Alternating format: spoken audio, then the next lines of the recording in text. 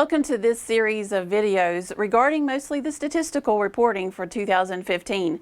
Several of you have been asking for this, and we hope that it's really going to be helpful to you as you're completing these in January. As you know, each year our statistical reports are completed in the program called Ezra. The program is anticipated to be open in late December. It's going to be posted up to the administrative website for access, and we'll send it out in our e-news close to the end of the year as we get it set up so that we'll have that available for you.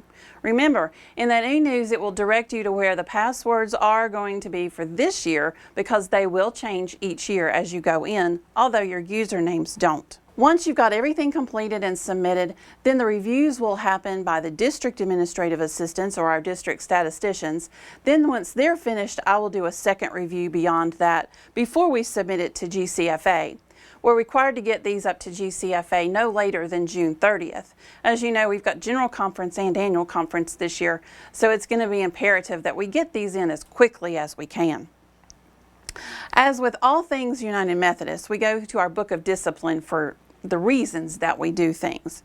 And in this case, in paragraph 606.7, it states that the local church report to the annual conference shall be submitted on the prescribed forms no later than 30 days after the close of the calendar year.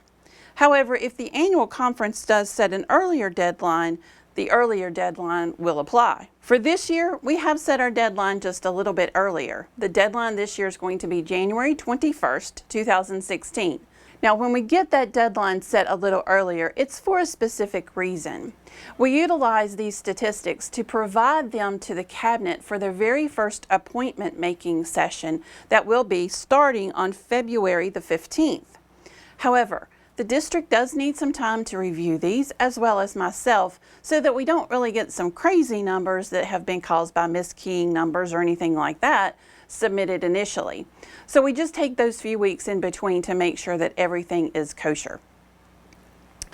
This year I can tell you that right now we're not adding any new lines to the program. So as many as we added last year, that will be it.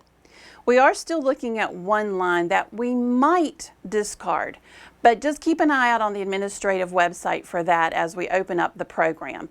We're discussing it next week, so we'll know more then. One thing they have added in this year is a way for our churches who have campuses or those satellite churches to be able to report those individually rather than just combining them all into one church.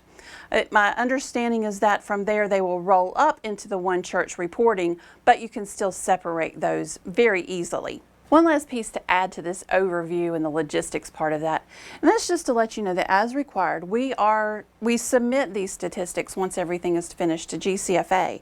They include these in their denominational statistics and also publish them in their journal as well as ours. In the future, they're actually going to be posting some of these online so that everybody can have access to them. Other ways we use this, obviously you've seen in the administrative website for each church and for the pastors that we have historical data that's included. This is what feeds that historical data on the websites. In addition, there are dashboards that are utilized in our church vitality area that also utilize these statistics. And last but not least, for our future working, one of the things we're going to do is take these statistics, all of the years that we have back to 1974. We're going to start looking at trends in this data that we have on each of our churches. We're going to look specifically at trends on those churches who have closed and transitioned into a different era of their life, so that we see what kinds of things start happening as a church trends into that area.